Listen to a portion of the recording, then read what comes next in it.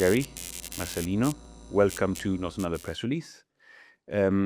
We have invited you to the program because you have a new exciting exhibition coming up.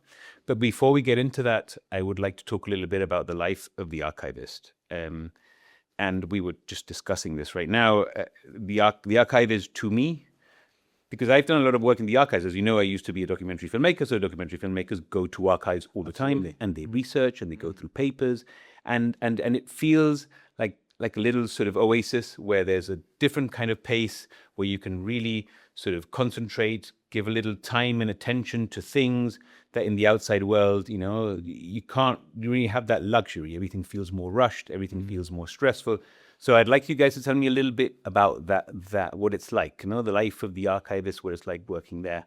So Jerry, what do you got? You've been sort of steering the ship for a while. Yeah. What is it like for you? Well, on a day-to-day basis, our work has quite a vast range on the different set of tasks that we actually do. Dealing with the public, most of the inquiries tend to be on a genealogy basis, right? So it's the public trying to trace back their ancestry and who their relatives were. Okay. Obviously, this attracts people from all countries of the world who have had family members that have been here maybe on a short term or maybe on a longer term, or maybe stayed here once they migrated to Gibraltar, or were actually serving with the forces. Okay. They had been posted here. And all that information is available at the archive, and some of them write to us via email.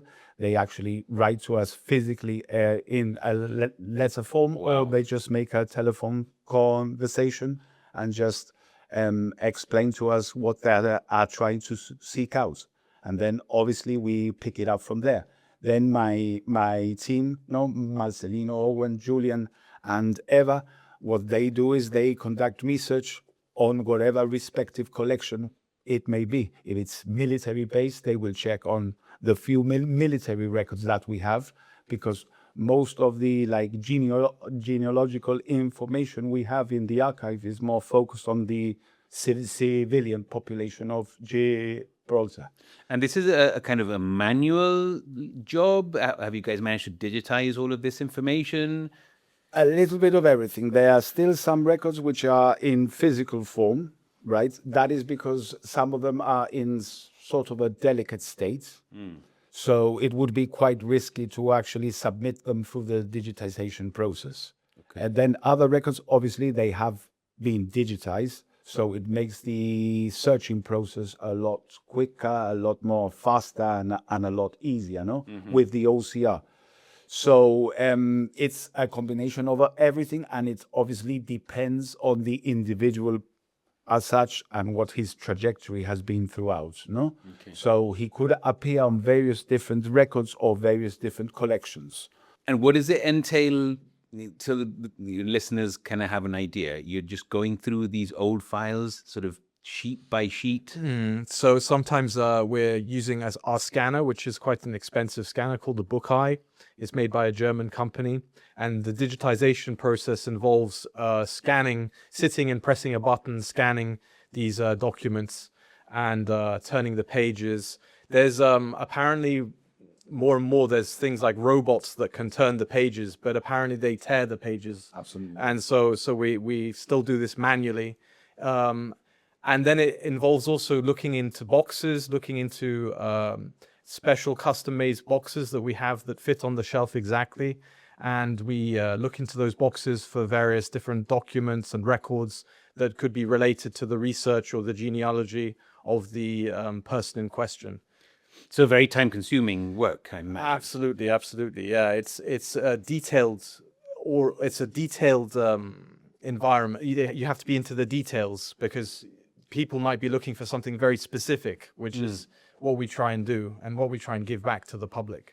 And do you guys feel like you work in an environment that is kind of countercultural, that is completely against the grain of society and the pace of society in the world around you? In sense of the pace, you can say that it's does go at its own sort of pace, but we are in tune with culture, and of course we reflect a lot on our culture, no? Of course. And the archive has a wealth, no, of our cultural history, no? Whether it may be in sports, whether it may be in arts, whether it may be in theater, music. Yeah. We have a little bit of everything, no, at the archive, no? But I meant more like in a world in which people's attention spans are dropping, where people are used Oh, to well, consuming that- the world in a very sort that of is- fast, superficial way. That is a very good point, Anton, because nowadays, especially when we are doing our outreach events, that's one of the aspects that we tend to bear in mind most. No, it has to be very short, very efficient to actually be able to give out the information without overcharging the public with a lot of content, no? So the way you actually deliver it, it has to be very, very subtle, no? So nowadays, our methods of actually being able to deliver whatever we want to present out, there is a lot of planning going into it, especially now with this exhibition that we've been working on, which we work every year on an annual commemorative event. And this year, it has to do with Gibraltar's history at the United Nations. And obviously, it's a very large topic. There are a lot of important events throughout the whole timeline. So we thought that it was essential to actually divide it into just 3 sections. The sections being section 1, birth of the UN decolonization agenda, that's section 1, where we introduce it to the public. Then we have section 2, which is Gibraltar's first voice at the United Nations. That's when we get represented by Mr. Isola and Sir Joshua Hassan in 1963. And obviously, then we conclude with section 3, which is Gibraltar's modern struggle for decolonization. So we've kept it in those 3 sections in order to be able to give out the contents in a more sort of easy way out so that everybody is able to absorb it. Yeah. Also, I mean, I accompany the Chief Minister and Deputy Chief Minister twice a year when we go to these UN committees. And this year was the 80th anniversary. I guess that's why you guys are putting together the exhibition of Gibraltar's sort of inclusion in the list of territories to be decolonized. The gist of the speech this year was very much, we've been coming here to say the same thing for 80 years. When is something going to happen? You know, when is one other committee going to fulfill their mandates? What do we need to do? How do we get this ball rolling? Because it feels like nothing's moving, you know? So imagine that's a bit of the story that you guys tell, no? That there are very important milestones, but ultimately the situation has been at a deadlock for 80 years. Huh? So that initially, when there was the initial call for decolonization, which happened in 1963, after the UN C-24 had been established in 1961, as you were saying, in 1946, it was first listed as a non-self-governing territory. But the calls for decolonization didn't really begin until 1963. Then Hassan and Isola went to the UN. There was more of an atmosphere of jubilation when they returned and so on. So there was a kind of hope that, like many of the countries that were on the list of non-self-governing territories, and countries such as India that gained their independence, there was a hope that there would be a good outcome for Gibraltar. And a lot of faith was placed in the idea of universal human rights and all these things that had emerged in the post-war consensus. Yeah, the Charter of the United Nations. Basically. That's it, exactly. Yes, absolutely. Which was established 1945, and the thing was that eventually what happened was that it didn't necessarily go the way that the people wanted, which was in 1965, UN Resolution 2070 came out, which said that Gibraltar had the question of Gibraltar had to be resolved bilaterally between Spain and the United Kingdom, and this was, of course, a big letdown for the people of Gibraltar. And ever since, you know, it's been they didn't go back to the UN till 1992. Because of the fact that was such a poor outcome for the people of Gibraltar. course. And of course, more recently, they've been putting the case of self-determination and so on and so forth. But it feels like a bit like a sort of limbo. But if you look at the story, and we try to present it as best as we can, we're trying to show that it wasn't inevitable. People have agency and governments have agency, and you can change things. It doesn't have to be this way. It didn't have to be this way. As we point out, quite a lot of the countries that were on the UN C24, which is the Committee for Decolonisation, quite a lot of them were not democracies. So, I mean, I'm not trying to badmouth those countries, but I'm just trying to say that, maybe they didn't take into account what it means to be part of a democracy, and it means to take people's voice into account. Yeah. So what are the milestones that you guys have highlighted for your exhibition? How do we tell that story, the different pieces of the puzzle? It's all set out in the different sections and Chronologically, I imagine? Chronologically, since the very emergence, which is obviously since the 1930s, and with the start of the Second World War. And obviously it then transgresses on from there. And then obviously it concludes with the third and final section, which is our modern struggle, which really is very much based on what Marcelino was just explaining now, which are the core elements and core themes, the self-determination versus territorial integrity remains the central dispute here, Okay. And obviously, it is an identity which has been formed, rooted since the wartime evacuation, and it actually has evolved since then, Of course.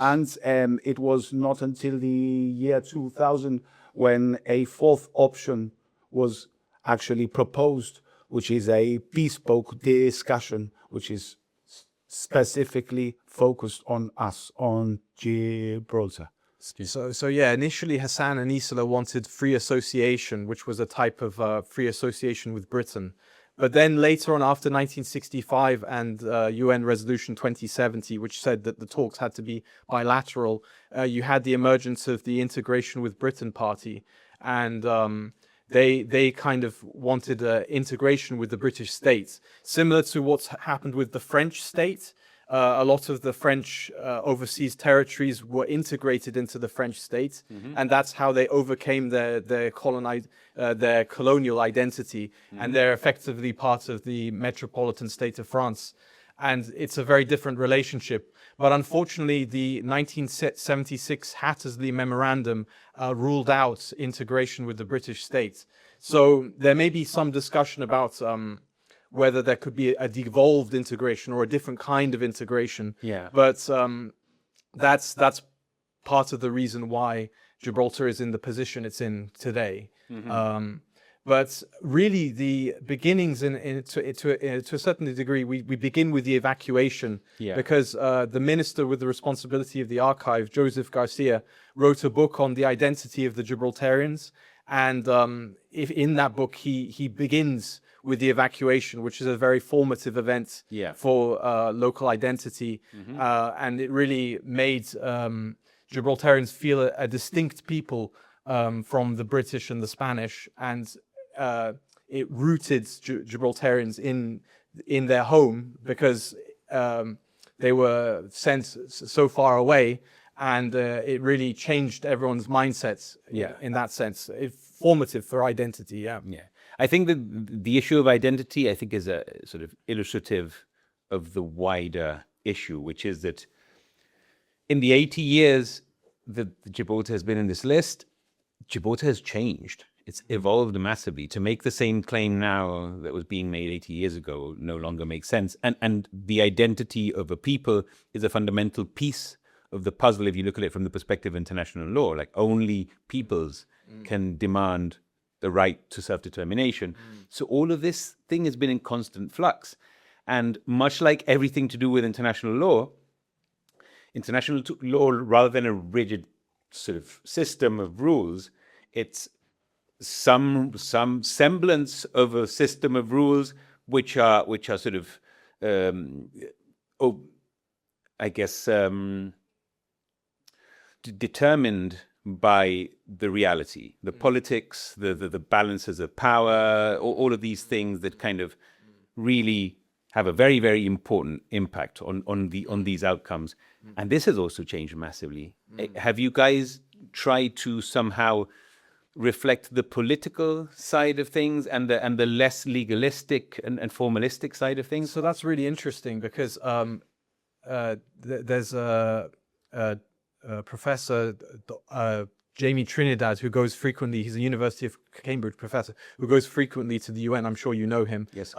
And he says part of what he said is that if the argument was taken to the International Court of Justice, then they would probably rule in Gibraltar's favor. So Spain doesn't necessarily want to do that. They see it as a political issue, whereas Gibraltar would prefer to see it as a legal issue, because the self-determination of peoples comes above things like, say, territorial integrity when it comes to legal matters. So we've tried to give it a bit of a balance and to try to give different aspects. We've given some sociological excerpts from a book by the professor Andrew Canessa, who's also of Gibraltarian descent. He works for the University of Essex. Yep. And he wrote an excellent book called Bordering on Britishness, which has recently come out in 2018.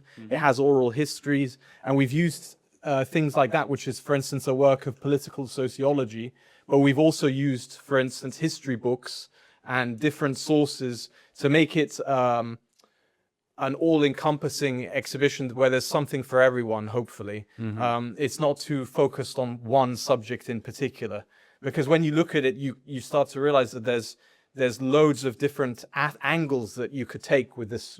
It's a very, like Jerry was saying earlier, it's a very vast topic. It's a very vast topic to actually be able to cram and just bombard the public, with just information, So we are trying, Obviously, visuals help a lot. We have a lot of visual content in the archive in the sense of documents, images, even audios. I have the original UN reels from '63. Oh, wow. That we've been able to transfer onto MP4. How do you get those from the United Nations directly, or did you have them in the archive? I had them in the archive, so where we set about to actually digitizing those. So, Amazing. So we have Sir Joshua and all his famous, well-known speeches and those iconic moments when he's answering back to the Spanish governments. And are you going to make those available in full? Those will be Wow. on view in the exhibition. I also have the actual notes which they had in front of them with the actual amendments done in handwriting. We shall have those in the cabinets, and we'll have a few other documents which are related to the actual period, which is the 63 visits, Okay. So we'll have a few of that, and we'll also have photos, images, a video content. So there'll be a little bit of everything. I think a bit for everybody. There is for the keen historian that will want to take in the information, but there's also a little bit, and there's a few surprises. There's one little element that we are planning, which I think will have quite a big impact. As the public leaves, we are going to leave them with a image. Something special. Yeah. That's great. Hopefully that will work with our plum. Is there something in the sort of lead up to this exhibition and in your research that you found particularly striking or interesting or unexpected? So there's a really interesting quote that came from that Bordering on Britishness book, which was that a Gibraltarian was being interviewed, and he said that there was a time in Gibraltar's history that old people told him about where you would literally stand down from the pavement if an Englishman was coming towards you. So of course nowadays in Gibraltar we don't, everyone's treated equally and we're all on the same treated in the same way. But you have to imagine that being a colony is a completely different reality. So history, when you go back in time, you're almost going to a different country, a different place almost, because history is really a different ontology, a different mode of being. So it's and I think one of my biggest observations nowadays, this subject of the UN the referendum, frontier closure, the frontier opening, right? And this is stronger on the older generation. Why? Because they have lived it. They have experienced it. And it has been one of the ingredients that has actually fused their identity and has become who they actually are. Now, the mission here really is to be able to transmit this to our youth, to our future, because obviously as time passes, these things tend to be forgotten. Yeah. No? And obviously, if you asked a youngster nowadays, you get the impression maybe they're not that interested, they're not that concerned. Yeah. It's not such of a big issue for them. Yeah. So I think that part of our mission is to be able to to educate them and inform them, no, Yeah. of these events, so that they actually are aware. And every time they turn on the TV and there's an issue, there's a political issue, they understand what it's about, no? And the thing is, that's an interesting question, particularly from a sort of communications perspective, because sort of begs the question, how do we do this? Because in everything that we put out there, even if we try to make it as informative and as sort of non-prejudiced as we possibly can, there is always a narrative. Yeah? And this exhibition comes in the context of the elimination of the frontier, of a new era that is being promised of, you know, more collaboration and you know, better flow of people, of goods, of opportunities, etc. And I guess you have to frame these stories in a way that doesn't incite or sort of revive passions in a way that goes against this spirit, no? Totally, yeah. Yeah, so we've mentioned that that more recently, with time going on, there's been more of a pragmatic approach to these issues, and that's helped a lot in the new treaty. That pragmatism really should come first, and that's kind of leading the way to a new Gibraltar, and that matters with the Home Office, for instance, and also the Spanish state as well. That it has incrementally improved. It might not seem like it, but there has been incremental improvements, and those incremental improvements are part of what's making Gibraltar hopefully a better, or will hopefully improve Gibraltar for everyone. And so we're not trying to be atavistic or anything. We're just sort of showing the history, if you like, and hopefully people will take from that what they will.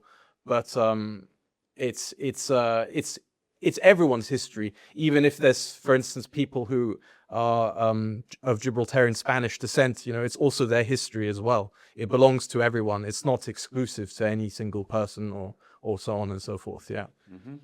And what would you guys like to see sort of reflected in the audience, in the public who come and visit the exhibition? What kind of sort of thoughts and emotions would you like to inspire? What kind of response would you like to see?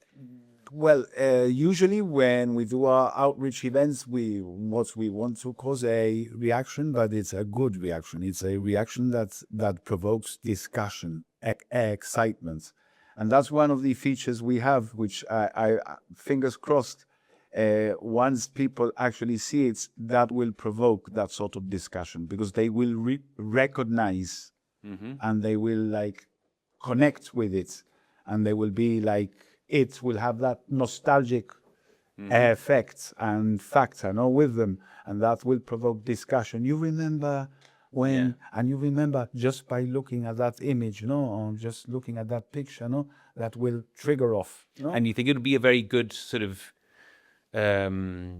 activity to do sort of intergenerationally, so for grandparents to bring their grandchildren and sort of share that space together and the stories and all of that stuff? Well, that's the possibility of what that might happen. No, once people see themselves when they were younger back then, no, they will want to show their relatives and maybe their grandchildren or their nephew, no, and bring them over. Look at your uncle, no. Yeah. I was only 22 back then, no, and try to explain to them, no, how he actually lived that, no. So I think that is what, no, taking from example, when I've seen other exhibitions in the UK that have been conducted by the National Archives Q, that's a very big tactic which they normally tend to use, you know? Nice. Use that impact and that connects with the audience in a certain way that has that nostalgic magic with it. We do school tours as well. That's part of our remit, and we try our best to make all the content interesting to whatever age level we're pitching it to. So it's like Jerry said, it's an attempt to involve the whole community if we can. And every generation will see certain things in it that they can relate to. So that's what our hope, if you like. Yeah. And have you guys, for example, in the previous exhibition, we worked together to produce some videos and some testimonies. Have you had a lot of sort of emotional responses to this kind of output? Have you witnessed people getting emotional in these events, sharing stories? Absolutely. With all these events, commencing with the first one that I actually did nearly a decade ago, which was the 75th anniversary of the evacuation of the Gibraltarian civilian population, right? That one was really emotional. The one of the referendum, when we actually had the gates at the Macintosh Hall, that one was quite impactful. And obviously, it does have to do a major factor with people who have actually lived it. No, so you will get those individuals coming over, and once they are in the exhibition and they look at the images and they are transported back, it's when they become emotional, and you can really see how much it means to them. No, so yeah. I mean, the chief minister said it in an interview recently that a lot of the backlash that you still see today to some of the things that are happening now, that which most people see, I think, positively and with hope, but you do see the little bit of sort of fear and the slight backlash sometimes in some sectors. He spoke about it as if it was sort of the trauma of, I think his quote was exactly what Franco did to us. No, Yeah. and I think that the story, you go to the evacuation, you go to the frontier closure, the struggle at the UN to assert an identity, like the story of the Gibraltarians is one of trauma, no? Of fighting adversity. Suffering and obviously of persevering, no?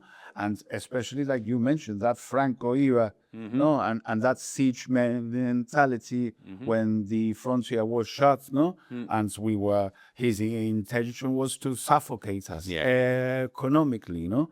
And obviously that is one of the most vital points of what is the Gibraltarian identity. That's why we are totally anti-Spanish government, because some of that generation are really affected with this topic because of Franco and what Franco did. And do you hope that this will help people heal these traumas a little bit, these exhibitions like this? Yeah, we would hope that it's like a necessary event, if you like, because in a similar way to you might have had after apartheid, you had the Mandela government doing reconciliation.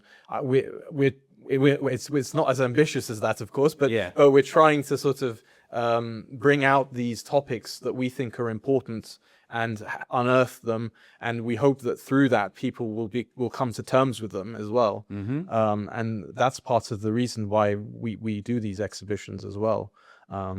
It's really to get to the heart of the public and to make them remember, but not only for looking backwards, but also for going forwards. Going forward. Yeah. Absolutely. And I think that's now, and with these approaching times, there's always a fear of the unknown, fear of uncertainty. But I think that these times that are ahead will only be good for Gibraltar, And what we always have to bear in mind is the interest of the people of Gibraltar always, and what is beneficial to us. And perhaps maybe our location geographically means that we must have some sort of custom arrangement, agreement that is tailored to us. Yeah. And specifically not like the rest, So sounds great. Well, I'm going to leave you guys with, the floor so you can do a little appeal to the community. So to invite people to the exhibition, give them the information when it's going to happen, and yeah. So the exhibition will happen from the 14th of September to the 2nd of October. And we'd also like to do an appeal to the public for any newspaper clippings, video footage, photos, and potentially oral histories. We would like to encourage members of the public to come forward and donate or participate in this exhibition. We would be very grateful, and also we'd mention them in our acknowledgements of our booklets. But yeah, we would like to outreach to the public in that sense. Yeah. And Obviously, it's essential that if they are interested in actually coming forward and actually contributing to the exhibition, it must be done around the next month or so that we have time to actually prepare the content that they actually bring over. that's right, yeah. So the sooner the better. And specifically, we're looking for UN related content. So, it could be photos of the return of Hassan and Isola. It could be testimony for someone who was working closely with them at the time, or even people who had been working with Bossano or Caruana or any of the chief ministers who have interesting content. We'd be very happy to include it in our exhibition. Because you will be very surprised what people have in their own private collections. I know. I know from experience, because I have been left totally gobsmacked, and totally what people have in their homes. They have archives in their own private collections. It's incredible. Excellent. So, okay. So how do they get in touch with you if they have any? Well, they can phone at the archive or email us at archives@gibraltar.gov.gi, or either email marcelino.linares@gibraltar.gov.gi or gerard.wood@gibraltar.gov.gi. So there's 3 emails which they can come forward and obviously get in contact with us. Excellent. Well, thank you so much for being with us. Best of luck with the exhibition. Thank you very much. Thank you. Sure, we'll be with you side by side, covering the event and helping everybody, get the story out there. And looking forward to seeing you again in the future with new exhibitions and new trauma healing. And some thanks. Thank you.